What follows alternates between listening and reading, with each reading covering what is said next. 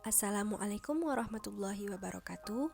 Perkenalkan, nama saya Hana Rizkiana, NIM 12010523011, kelas 2C Pendidikan Matematika. Video saya kali ini merupakan tugas bahasa Indonesia dari Bapak Ripi Hamdani MPD. Judul video saya kali ini adalah penggunaan diksi. Baiklah, materi yang akan dibahas kali ini yang pertama yaitu menjelaskan pengertian diksi, yang kedua fungsi diksi, yang ketiga syarat-syarat diksi, yang keempat jenis-jenis diksi, yang kelima pembentukan kata, dan yang terakhir keenam kesalahan pembentukan kata dan pemilihan kata. Baiklah, langsung saja kita masuk pada materi yang pertama yaitu pengertian diksi. Diksi adalah pilihan kata. Pilihan kata merupakan kegiatan untuk memilih kata secara tepat dan sesuai dalam mengungkapkan maksud dan tujuan kepada penyimak atau pembaca, baik secara lisan maupun tulisan. Ketepatan dan kesesuaian sangat penting dalam rangka mengekspresikan maksud dan tujuan. Diksi sangat menentukan gaya bahasa. Gaya bahasa ditentukan oleh ketepatan dan kesesuaian pilihan kata. Kata, kalimat, paragraf, atau wacana menjadi efektif jika diungkapkan dengan gaya bahasa yang tepat. Gaya bahasa mempengaruhi terbentuknya suasana, kejujuran, kesopanan, kemenarikan, tingkat keresmian, atau realita. Selain itu, pilihan dan kesesuaian kata yang didukung dengan tanda baca pula yang tepat dapat menimbulkan nada kebahasaan, yaitu sugesti yang terekspresi melalui rangkaian kata yang disertai penekanan mampu menghasilkan daya persuasi yang tinggi. Pemakaian diksi yang baik akan membantu pembicara dan pendengar dalam menyelesaikan masalah. Begitu pula sebaliknya, gagasan atau ide akan sulit berterima jika diksi yang digunakan salah sasaran atau tidak sesuai konteks pembicara dan pendengar. Kedua, fungsi diksi. Diksi memiliki 7 fungsi. Yang pertama, melambangkan ide yang diungkapkan secara verbal. Yang kedua, membentuk wujud ungkapan gagasan yang tepat sehingga menyenangkan penyimak atau pembaca. Yang ketiga, mewujudkan komunikasi yang berterima. Yang keempat, menciptakan atmosfer yang kondusif. Kelima, menghindari dan mencegah perbedaan persepsi atau interpretasi. Yang keenam, mencegah salah pemahaman. Dan yang ketujuh, mengefektifkan pencapaian target komunikasi. Yang ketiga, syarat-syarat ketepatan pilihan kata. 1. Membedakan secara cermat makna kata yang hampir bersinonim. Misalnya, ialah, adalah, dalam pemakaian berbeda-beda. Kata ialah harus diikuti sinonim, bukan definisi formal. Jika menggunakan kata ialah, maka harus disertai sinonim. Misalnya, contoh yang benar dan cermat yaitu manusia ialah orang. Dan contoh yang salah dan tidak cermat, manusia ialah makhluk yang berakal budi. 2. Membedakan makna denotasi dan konotasi dengan cermat. Denotasi yaitu kata yang bermakna lugas dan tidak bermakna ganda. Sedangkan konotasi dapat menimbulkan makna yang bermacam-macam. Lazim digunakan dalam pergaulan untuk tujuan estetika dan kesopanan. Yang ketiga, membedakan makna kata secara cermat kata yang mirip ejaannya. Misalnya, interferensi. Interferensi yaitu saling mempengaruhi, dan inferensi artinya kesimpulan. Syarat artinya penuh atau bunting, dan syarat artinya ketentuan. 4. Menggunakan kata abstrak dan konkret secara cermat. Kata abstrak konseptual, misalnya pendidikan, wirausaha, dan pengobatan modern. Dan kata konkret atau kata khusus, misalnya mangga, sarapan, berenang. 5. Menggunakan dengan cermat kata bersinonim, misalnya pria dan laki-laki, saya dan aku, serta buku dan kitab. Berhomofon, misalnya BANG dan BANK. Berhomograf, misalnya apel yaitu buah dan apel Misalnya buku bisa juga diartikan tulang dan buku bisa juga diartikan kitab.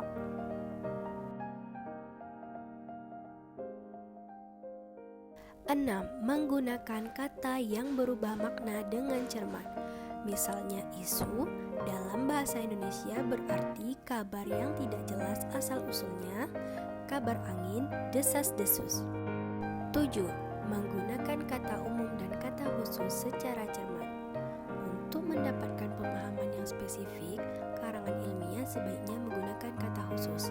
Misalnya mobil, yaitu kata umum, Fortuner, yaitu kata khusus. 8. Menggunakan kata-kata idiomatik berdasarkan susunan atau pasangan yang benar. Misalnya, sesuai bagi, seharusnya, sesuai dengan. 9. Menggunakan imbuhan asing jika diperlukan. Harus memahami maknanya secara tepat. Misalnya, dilegalisir seharusnya dilegalisasi. Koordinir seharusnya koordinasi. 10. Tidak menafsirkan makna kata secara subjektif berdasarkan pendapat sendiri. Jika pemahaman belum dapat dipastikan, pemakai kata harus menemukan makna yang tepat dalam kamus. Misalnya, modern sering diartikan secara subjektif canggih. Menurut kamus, modern berarti terbaru atau mutakhir. Canggih berarti banyak cakap, suka mengganggu, rewel, bergaya intelektual. Selanjutnya yang keempat, jenis-jenis diksi. 1. Makna konotatif. Makna konotatif yang terdapat dalam susunan kata maupun kalimat merupakan makna kiasan dan berarti makna yang bukan sebenarnya. Contoh diksi dengan makna konotatif diantaranya, sejak 2 tahun yang lalu, Pak Marco sudah menjadi tangan kanan direkturnya. Tangan kanan yang dimaksud adalah kepercayaan. Selanjutnya, makna denotatif. Makna denotatif yang dimaksud adalah makna yang sebenarnya atau makna asli. Bisa juga diartikan sebagai makna asal atau makna dari sumber aslinya sebuah kata maupun kalimat. Contoh diksi dengan makna denotatif diantaranya, Pak Salman memiliki peternakan sapi perah yang sangat luas. Yang berarti sapi perah merupakan sapi yang memang diternakkan untuk diperah susunya. Yang kedua, kata umum dan kata khusus. Kata umum adalah kata yang mempunyai cakupan ruang lingkup yang luas. Kata-kata umum menunjuk kepada banyak hal, kepada himpunan dan kepada keseluruhan. Berikut ini contoh kata umum. Pohon-pohon yang tadinya rindang berdaun lebat sekarang kering karena dibakar oleh manusia. Selanjutnya, kata khusus. Kata khusus adalah kata-kata yang mengacu kepada pengarahan-pengarahan yang khusus dan konkret. Kata khusus memperlihatkan kepada objek yang khusus. Berikut ini contoh kata khusus. Semua memanjatkan doa supaya Ridwan diterima Allah dan ditempatkan di tempat yang pantas. Yang ketiga, kata abstrak dan kata konkret. Kata abstrak adalah kata yang mempunyai referen berupa konsep. Kata abstrak sukar digambarkan karena referensinya tidak dapat diserap dengan panca indera manusia. Kata-kata abstrak merujuk kepada kualitas, seperti panas, dingin, baik, buruk. Dan selanjutnya pemikiran, yaitu kecurigaan, penetapan, kepercayaan. Kata-kata abstrak sering dipakai untuk menjelaskan pikiran yang bersifat teknis dan khusus. Berikut ini contoh kata abstrak.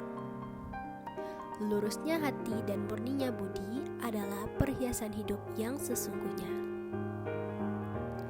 Selanjutnya, kata konkret. Kata konkret adalah kata yang menunjuk pada sesuatu yang dapat dilihat atau dirasakan oleh satu atau lebih dari panca indera. Kata-kata konkret menunjuk kepada barang yang aktual dan spesifik dalam pengalaman. Kata konkret digunakan untuk menyajikan gambar yang hidup dalam pikiran pembaca melebihi kata-kata yang lain. Berikut ini contoh kata konkret yang diambil dari salah satu kutipan geguritan yang bertema pengalaman pada media massa. Berubahnya roda dunia tidak berbeda dengan roda kereta. Jenis diksi yang keempat yaitu makna idiomatik dan peribahasa. Makna idiomatik adalah ungkapan yang maknanya tidak dapat diramalkan atau ditelusuri. Sedangkan makna peribahasa adalah makna yang masih dapat ditelusuri atau dilacak dari makna unsur-unsurnya, karena adanya asosiasi antara makna asli dengan makna sebagai peribahasa. Contoh dari idiom yaitu daftar hitam. Daftar hitam artinya daftar yang berisi nama-nama orang yang dicurigai atau dianggap bersalah. Contoh dari peribahasa yaitu kata seperti bagai, bak, laksana, umpama. Tetapi ada juga peribahasa yang tidak menggunakan kata-kata tersebut, namun kesan peribahasanya tetap tampak. Materi yang kelima yaitu proses pembentukan kata. Pembentukan kata terdapat 6 proses. Yang pertama, gramatikalisasi. Proses gramatikalisasi adalah proses perubahan tataran dari morfem ke kata, yang dalam tataran sintaksis merupakan perubahan tataran pertama. Tidak semua morfem dengan sendirinya dapat langsung berubah menjadi kata, seperti morfem ber, ter, ke, dan sejenisnya yang tergolong morfem terikat, tidak dapat langsung menjadi kata. Seperti halnya juang, tidak dapat langsung menjadi kata karena juang termasuk morfem terikat, sedangkan rumah dapat langsung menjadi kata karena dapat berdiri sendiri dan bermakna. Proses yang kedua, afiks atau imbuhan. Afiks adalah satuan terikat atau seperangkat huruf tertentu yang apabila ditambahkan pada kata dasar akan mengubah makna dan membentuk kata baru. Afiks tidak dapat berdiri sendiri dan harus melekat pada satuan lain, seperti kata dasar. Istilah afiks termasuk prefiks, sufiks, dan konfiks. Prefiks atau awalan. Prefiks adalah imbuhan yang melekat di depan kata dasar untuk membentuk kata baru dengan arti yang berbeda. Contoh dari prefiks yaitu di, ter, ke, se, men, pen, pra, per, ber, dan sebagainya. Selanjutnya sufiks. Sufiks adalah afiks yang melekat di belakang kata dasar untuk membentuk kata baru dengan arti yang berbeda. Contoh, gilang ditambah em atau sama dengan gemilang. Kemudian konfiks. Konfiks yang terdiri dari 2 unsur, satu di muka bentuk dasar dan satu di belakang bentuk dasar, dan berfungsi sebagai satu morfem terbagi. Konfiks adalah satu afiks dengan satu makna gramatikal, sedangkan kombinasi afiks bukanlah satu afiks, dan kemungkinan dengan beberapa makna gramatikal. Dalam bahasa Indonesia, setidak-tidaknya ada 4 konfiks, yaitu ke, ar, pen, an, per, an, dan ber, an. Contoh, keadaan, pengiriman, persahabatan, bertolongan. Kemudian, kombinasi afiks. Kombinasi afiks adalah pembentukan kata berupa pemberian afiks secara kombinasi dari 2 afiks atau lebih yang dihubungkan dengan sebuah bentuk dasar.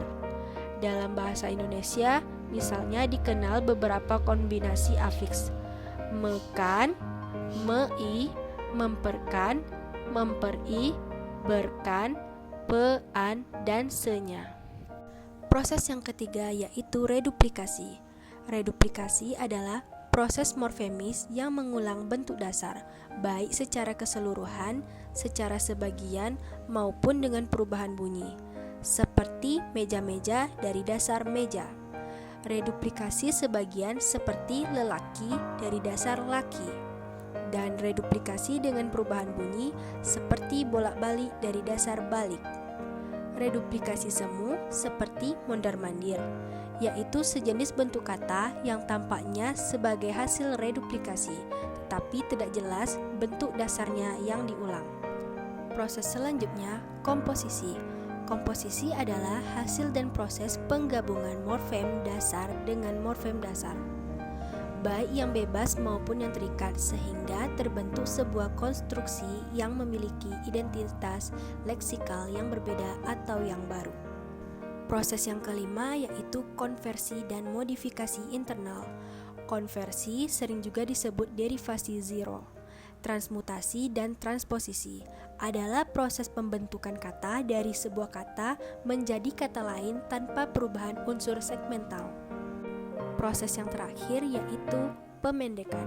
Pemendekan adalah proses penanggalan bagian-bagian leksem atau gabungan leksem sehingga menjadi sebuah bentuk singkat, tetapi maknanya tetap sama dengan makna bentuk utuhnya. Hasil proses pemendekan ini kita sebut kependekan.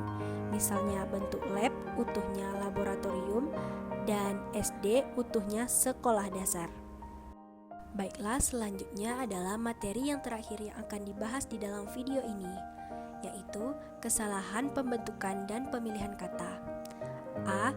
Penanggalan awalan me. Penanggalan pada judul cerita dalam surat kabar diperbolehkan, namun dalam teks beritanya awalan me harus eksplisit. Di bawah ini diperhatikan bentuk yang salah dan bentuk yang benar. Contoh bentuk yang salah yaitu Amerika Serikat luncurkan pesawat bolak-balik Kolombia. Selanjutnya, contoh yang benar, Amerika Serikat meluncurkan pesawat bolak-balik Kolombia. B. Penanggalan awalan ber. Kata-kata yang berawalan ber sering mengandalkan awalan ber, padahal awalan ber harus dieksplisitkan secara jelas. Berikut ini contoh salah dan benar dalam pemakaian. Contoh yang salah, sampai jumpa lagi. Contoh yang benar, sampai berjumpa lagi. C. Peluluhan bunyi C. Kata dasar yang diawali bunyi C sering menjadi luluh apabila mendapat awalan me, padahal tidak seperti itu. Contoh, Ali sedang menyuci mobil. Ini merupakan contoh yang salah. Selanjutnya, Ali sedang mencuci mobil. Ini merupakan contoh yang benar. D. Penyengawan kata dasar. Ada gejala penyengawan bunyi awal kata dasar. Penggunaan kata dasar ini sebenarnya adalah ragam lisan yang dipakai dalam ragam tulis. Akhirnya, pencampuran antara ragam lisan dan ragam tulis menimbulkan suatu bentuk kata yang salah dalam pemakaian. Contoh, nyopet, mandang, nulis, dan nambrak. Dalam bahasa Indonesia, kita harus menggunakan kata-kata mencopet, memandang, menulis, dan menembrak. E. Bunyi S, K, P, dan T yang tidak luluh. Kata dasar yang bunyi awalnya S, K, P, atau T sering tidak luluh jika mendapat awalan me atau pe. Padahal menurut kaidah buku, bunyi-bunyi itu harus lebur menjadi bunyi sengau. Contoh, semua warga negara harus mentaati peraturan yang berlaku. Ini merupakan contoh yang salah. Selanjutnya, semua warga negara harus menaati peraturan yang berlaku. Ini merupakan contoh yang benar. Baiklah, cukup sekian video dari saya. Apabila ada kesalahan, mohon dimaafkan. Assalamualaikum warahmatullahi wabarakatuh.